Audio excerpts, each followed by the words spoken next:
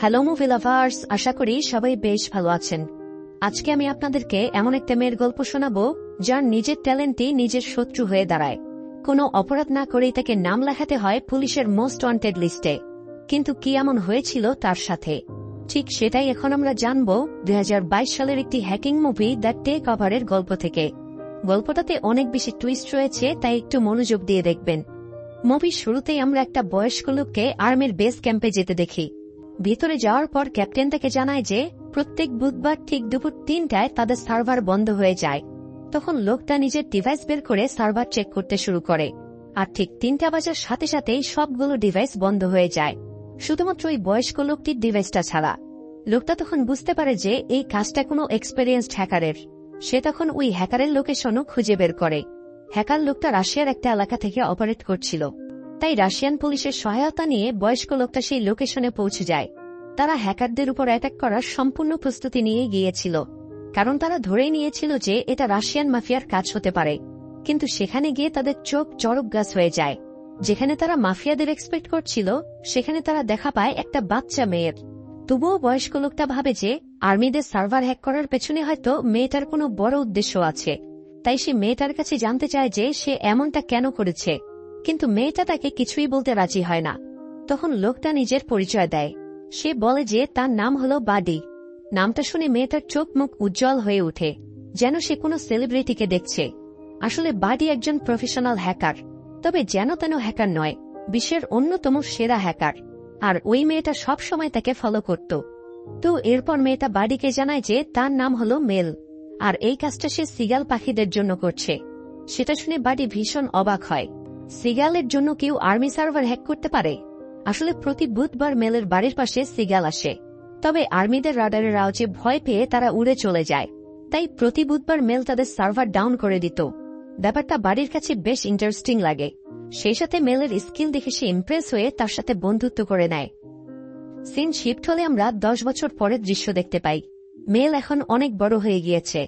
একদিন সে নেদারল্যান্ডের নতুন এবং একমাত্র সেলফ ড্রাইভিং বাস চেক করতে যায়, কারণ সেটার সফটওয়্যার মেলই বানিয়েছে।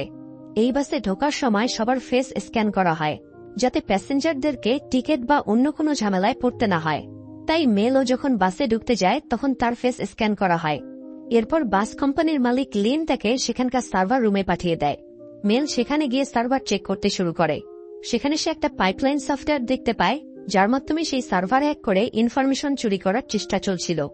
মেল তখন সেখানে ট্রোজান হর্স নামের একটা সফটওয়্যার ইনস্টল করে দেয়, যাতে কেউ আর সেটা হ্যাক করতে না পারে। এই ট্রোজান হর্স সফটওয়্যারটার কথা খুব ভালোভাবে মনে রাখবেন, কারণ এটাকে ঘিরে এই গল্পে বড় ধরনের সাসপেন্স রয়েছে। যাই হোক, কাজ করার সময় মেলের এক বন্ধু তাকে ফোন করে, আর তাদের কথা থেকেই বোঝা যায় মেল আজকে রাতে ডেটে যাবে। তো বাসের কাজ সেরে মেল সেখান থেকে বেরিয়ে যায়, আর রাতে রেডি হয়ে ডেটের উদ্দেশ্যে চলে যায় টম নামের একটা ছেলের বাড়িতে। তাকে দেখে টম অনেক খুশি হয়। এরপর যখন তারা দুজন ডিনার করতে বসে, তখন মেল খেয়াল করে যে টম স্যুপের ভিতর স্প্রিং রোল ডুবিয়ে খাচ্ছে। ব্যাপারটা মেলের কাছে বেশ আজব লাগে। আজব লাগারই কথা, কারণ স্প্রিং রোল স্যুপের মধ্যে ডুবিয়ে কে খায়? যাই হোক, সেখানে টম মেলকে জানায় যে সে এমন আরো অনেক আজব খাবার আবিষ্কার করেছে, যেটা খেতে অনেক টেস্টি। সে মেলকেও খেয়ে দেখার জন্য রিকোয়েস্ট করে, কিন্তু মেল কোন একটা বাহানা করে সেখান থেকে বেরিয়ে যায়। এই ঘটনার পর হয়তো সে কখনোই আর টমের সাথে দেখা করতে চাইবে না, কিন্তু তার জন্য যে কোন পরিস্থিতি অপেক্ষা করছে সেটার ব্যাপারে তার কোনো আইডিয়াই নেই।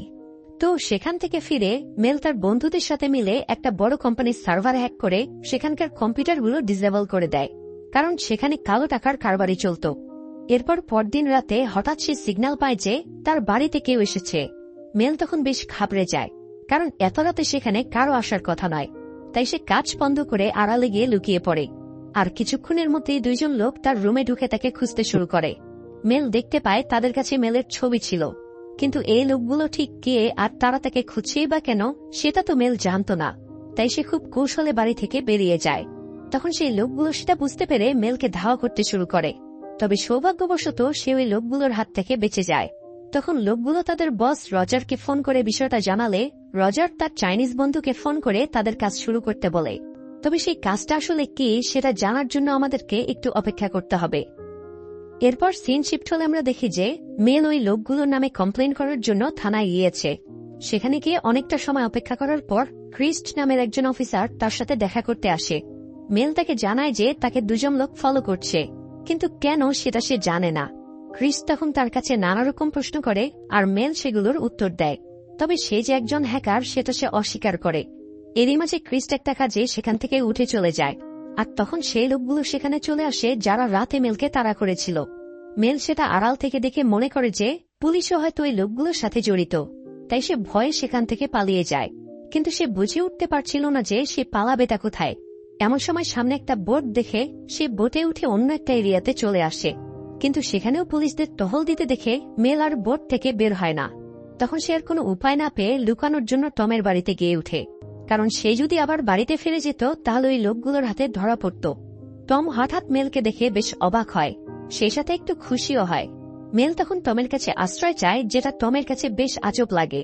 সে মেলকে এর কারণ জানতে চাইলে মেল জানায় যে তাকে দুজন লোক ফলো করছে, আর এর থেকে বেশি কিছু সে বলে না। এরপর মেল তার এক হ্যাকার বন্ধুর কাছে ফোন করে বিষয়টা জানায়। তার ধারণা ছিল যে গতরাতে তারা যেই কোম্পানির সার্ভার হ্যাক করেছিল তারাই হয়তো এটা করছে, কারণ তাদের কাজের কারণে ওই কোম্পানির বেশ লস হয়েছে। এরই মাঝে ওই লোকগুলো মেলকে খুঁজতে খুঁজতে সেখানেও পৌঁছে যায় আর বাইরে থেকে গুলি চালাতে শুরু করে। টম এসব দেখে খুব ভয় পেয়ে যায়। তখন মেল তাকে নিয়ে পিছনের দরজা দিয়ে পালিয়ে যায়, কিন্তু লোকগুলো তার পিছন ছাড়ে না। মেল বুঝে উঠতে পারছিল না যে লোকগুলো তাকে সবখানেই খুঁজে পাচ্ছে কিভাবে। তখন মাথায় একটু জোর খাটাতেই সে বুঝতে পারে ওই লোকগুলো তার ফোনের লোকেশন ট্র্যাক করেছে, তাই তৎক্ষণাৎ সে একটু আড়ালে গিয়ে তার ফোনটা ভেঙে এরপর টমকে নিয়ে সেখান থেকে পালিয়ে যায়। এরপর দেখা যায় মেলরা দুজন একটা বারে গিয়ে আশ্রয় নিয়েছে। সেখানে টম মেলকে জিজ্ঞেস করে যে এসব কি হচ্ছে, কিন্তু মেল কোনো উত্তর দেয় না, কারণ উত্তরটা তার নিজেরও জানা নেই। তখন টম তাকে বলে তাদের পুলিশের কাছে যাওয়া উচিত, কিন্তু মেল তাকে জানায় যে পুলিশও হয়তো এর সাথে জড়িত। টম তখন মেলকে রেখে সেখান থেকে চলে যেতে চায়, কিন্তু মেল তাকে বাধা দেয়, কারণ এই লোকগুলো টমকে মেলের সাথে দেখে ফেলেছে, তাই তারা টমকেও এখন ছাড়বে না। টম এসব শুনে আরও ঘাবড়ে যায়। এমন সময় মেলের চোখ পড়ে টিভির দিকে।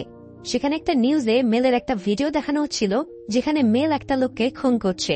সেটা দেখে মেলের মাথায় আকাশ ভেঙে পড়ে। তখন টম তাকে সেখান থেকে দ্রুত বের করে নিয়ে যায়, কারণ পুলিশ যে কোনো সময় তাদেরকে ধরে ফেলতে পারে।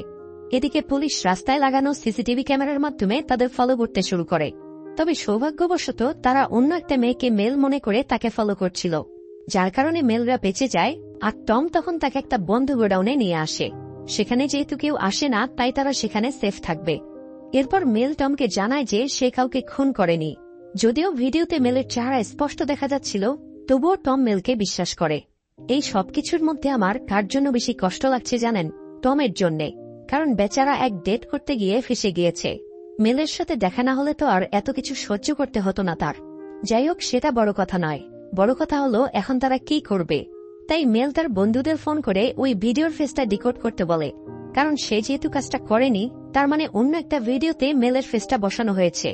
তবে ফেস ডিকোড করা এত সহজ কাজ নয়, তাই মেলের বন্ধু বলে যে এই কাজে তাকে একজনই সাহায্য করতে পারবে, আর সেটা হলো বাডি। তবে মেল বাড়ির কাছ থেকে সাহায্য নিতে চায় না, কারণ অনেক বছর আগের একটা কেসে সে পুলিশের কাছে বাড়িকে ফাঁসিয়ে দিয়েছিল, আর সেদিন থেকে বাড়ি পুলিশের হাত থেকে পালিয়ে বেড়াচ্ছে। মেল নিশ্চিত ছিল যে ওই ঘটনার পর বাড়ি কোনোভাবেই তাকে সাহায্য করবে না। এদিকে সিন শিফট হলে আমরা দেখি যে পুলিশ অফিসার ক্রিস্ট মেলের কেসের ব্যাপারে ইনভেস্টিগেট করতে সেই বাস কোম্পানির মালিক লিনের সাথে গিয়ে দেখা করে।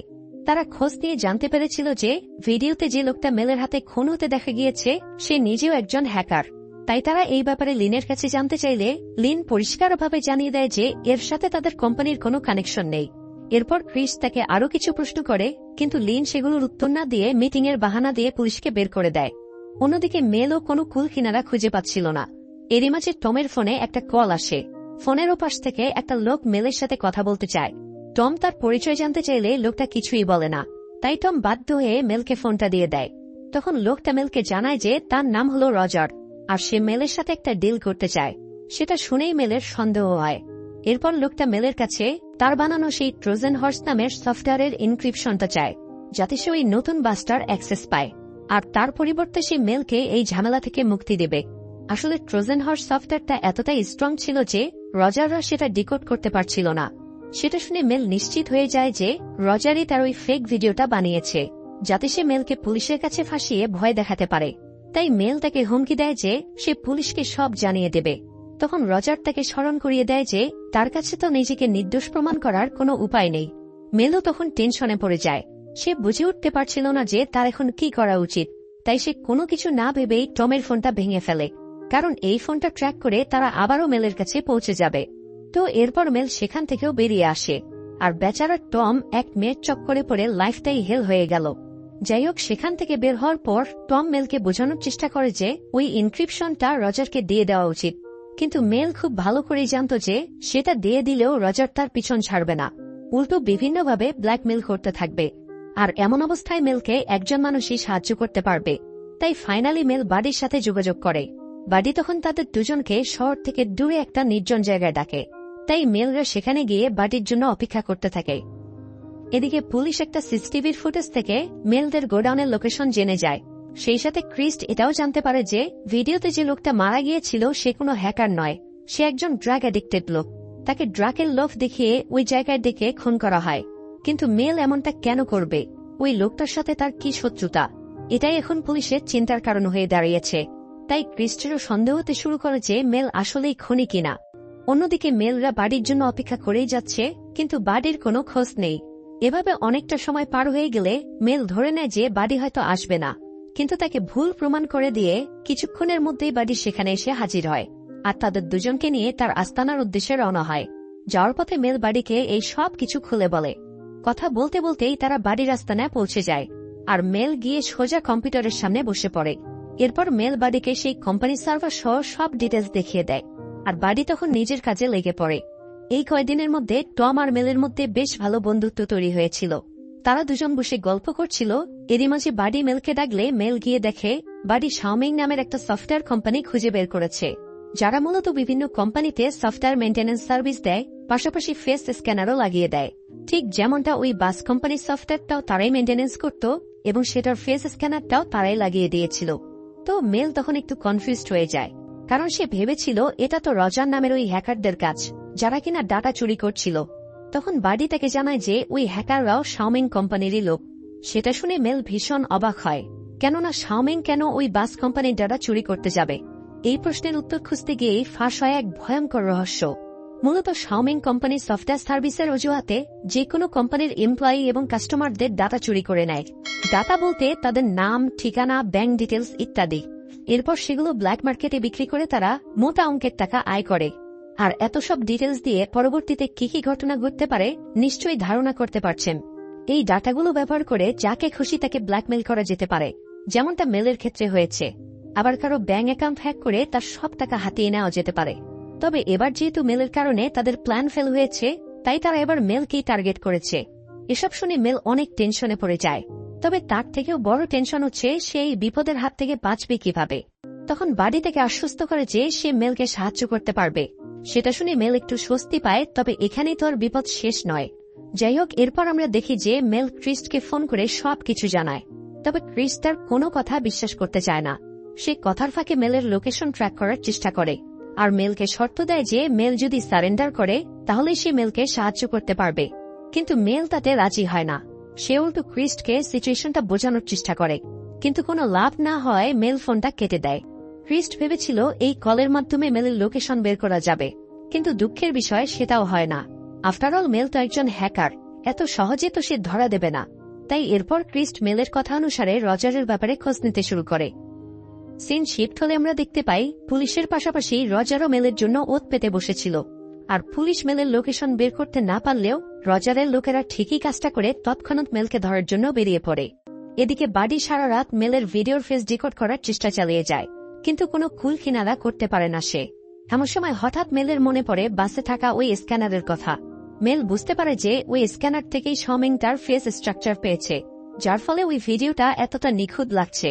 মেল তখন তৎক্ষণাৎ বিষয়টা বাড়িকে জানায় এবং সিদ্ধান্ত নেয় যে সে ফিরে গিয়ে ওই বাসের সফটওয়্যার থেকে তার ফেসের স্ক্যান কপি বের করবে, কারণ সেটা হাতে পেলেই সে প্রমাণ করতে পারবে যে সে নির্দোষ। মেলের এই সিদ্ধান্তে বাড়ি কিছু না বললেও টম তাকে বাধা দেওয়ার অনেক চেষ্টা করে, কারণ সেখানে গেলে মেলের যে কোনো বিপদ হতে পারে। কিন্তু মেলের কাছেও আর কোনো উপায় ছিল না, তাই সে টমের কথা মানতে চায় না। এরপর মেল সেখান থেকে বেরোতেই যাবে, এমন সময় বাইরের সিসিটিভি ক্যামেরায় দেখে যে রজার সেখানেও পৌঁছে গিয়েছে। তাই সে দ্রুত গিয়ে বিষয়টা বাড়িকে জানায়। তখন বাডি তাদের দুজনকে তার গাড়ির চাবি দিয়ে পিছনের গেট দিয়ে বেরিয়ে যেতে বলে, আর সে তার কম্পিউটারের ডাটাগুলো নষ্ট করতে শুরু করে যাতে রজার কোনো ইনফরমেশন না পায়। কিন্তু মেলরা সেখান থেকে বেরোনোর আগেই রজার এসে বাডিকে গুলি করে দেয়। বাডি দুর্বল হয়ে পড়লে রজার তার কাছে মেলের ব্যাপারে জানতে চায়, কিন্তু বাডি তাকে কিছুই বলে না। তখন রজার ফাইনালি তাকে গুলি করে মেরেই ফেলে। মেলরা আড়াল থেকে সেটা দেখে ভীষণ কষ্ট পায়। তার জন্য আজকে বাডিকে প্রাণ দিতে হলো সেটা মেল মেনে নিতেই পারছিল না, কিন্তু তারও কিছু করার ছিল না। তাই সে আর টম সেখান থেকে বেরিয়ে যায়। তবে যাওয়ার সময় রজারের লোকেরা তাদের দেখতে পেয়ে আবারও ধাওয়া করতে শুরু করে। অন্যদিকে তখন দেখা যায় ক্রিস্ট আবারও সেই বাস কোম্পানিতে গিয়ে মেলের দেওয়া তথ্য অনুসারে লিনকে জিজ্ঞাসাবাদ করে, কিন্তু এবারও লিন তাদের অ্যাভয়েড করে এবং এরপর সে শাওমিং কোম্পানির মালিক চ্যাংকে ফোন করে বিষয়টা জানায় আর বলে যে তার কারণে আজ লিনের অফিসে পুলিশ আসছে। লিন তার কথা মতো কাজ করার পরেও চ্যাং এই ব্যাপারে তাকে কোনো সাহায্যই করছে না, যেটা লিন মেনে নিতে পারছে না। তাই সে চ্যাংকে হুমকি দেয় যে সে যদি বিষয়টা সমাধান না করে তাহলে লিন নিজেই এই ব্যাপারে উদ্যোগ নেবে। তবে চ্যাং লিনের কথার কোনো উত্তর দেওয়ার আগেই রজার কলে কানেক্ট হয় এবং লিনকে হুমকি দেয় যে সে যদি চ্যাংকে কোনোভাবে বিরক্ত করার চেষ্টা করে তাহলে সে লিনের কোম্পানি শেষ করে দেবে। তাই লিন আর কোনো কথা বাড়ায় না। কিন্তু এখানে একটা অদ্ভুত জিনিস লক্ষ্য করা যায়, সেটা হলো লিন ফোনে রজারকে দেখে এমনভাবে চমকে উঠে যেন সে রজারকে চেনেই না। আসলে এই অংশে লিন, চ্যাং এবং রজারের বিষয়টা পুরোপুরি ক্লিয়ার দেখায়নি, তবে একটু পরে সেটা আমরা ক্লিয়ার হয়ে যাব। তো সিন শিফট হলে আমরা দেখি মেল আর টম রজারের লোকদের হাত থেকে বেঁচে একটা নির্জন রাস্তায় এসে দাঁড়িয়েছে। মেল তখনও শুধু বাড়ির কথাই ভেবে যাচ্ছিল, তাই সে গাড়ি থেকে একটু দূরে গিয়ে কাঁদতে শুরু করে। সেই ফাঁকে টম ক্রিস্টকে ফোন করে তাদের লোকেশন জানিয়ে দেয়, কারণ সে ভেবেছিল এমন অবস্থায় ক্রিস্টই তাদের সাহায্য করতে পারবে। ক্রিস্টও তখন সাথে সাথেই মেলদের লোকেশনের উদ্দেশ্যে রওনা হয়। এদিকে মেলও টমকে নিয়ে শহরের দিকে এগুতে শুরু করে আর প্রতিনিয়ত তার বন্ধুদের সাথে কথা বলতে থাকে। বন্ধুরা মেলকে বোঝানোর চেষ্টা করে যে তার লিনের অফিসে যাওয়া ঠিক হবে না, কিন্তু মেল কোনো মতেই তাদের কথা মানতে চায় না। টম বেচারা এমনিতেই ভীষণ বিরক্ত হয়ে গিয়েছিল, তাই মেলের জিদ আর তার সহ্য হচ্ছিল না। সে আবারও মেলকে বোঝানোর চেষ্টা করে যে সেখানে গেলে সে ধরা পড়ে যাবে, এতে তাদের দুজনেরই ক্ষতি হবে। তখন মেল বলে ওঠে যে তারা কোনোভাবেই মেলকে ধরতে পারবে না।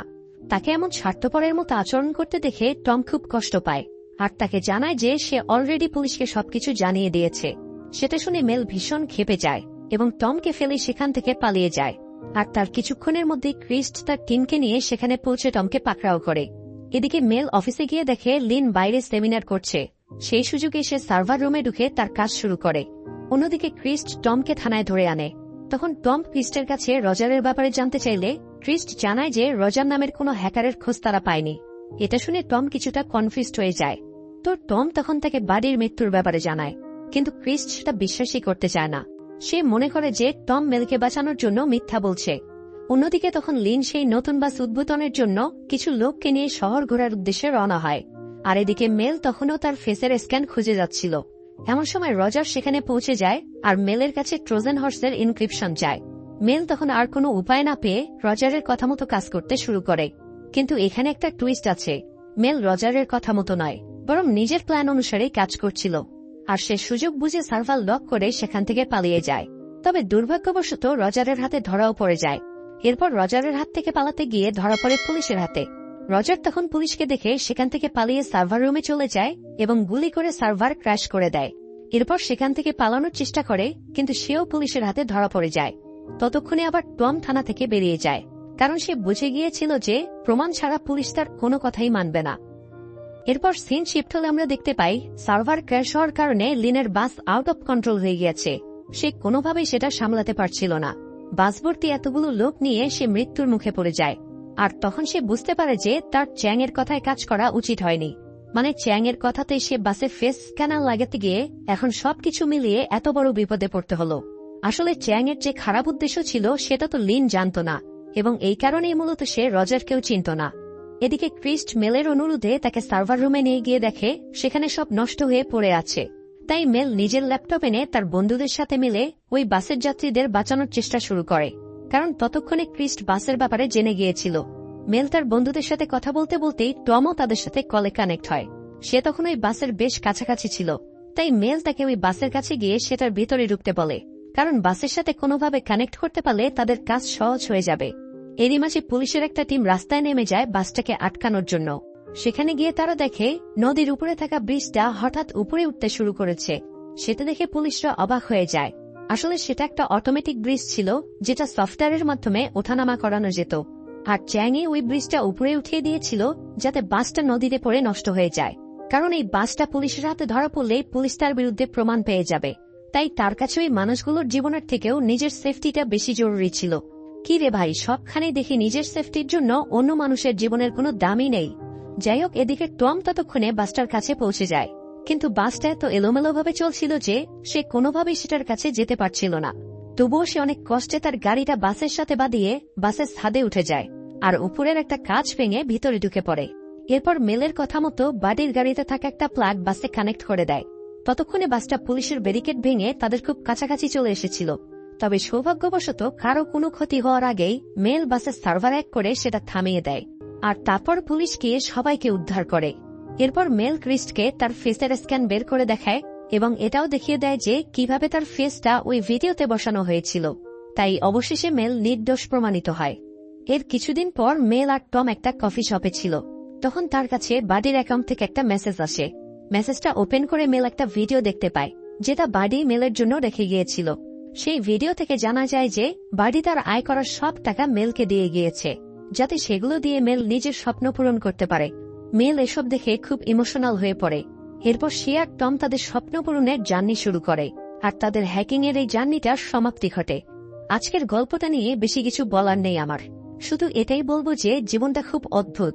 কখনো কখনো আপনি কোনো ভুল করা ছাড়াই বিপদের মধ্যে জড়িয়ে যাবেন, আর সেই বিপদ থেকে রক্ষা পেতে আপনার জীবনের 12টা বেঁচে যেতে পারে, ঠিক যেমনটা মেলের সাথে ঘটেছে।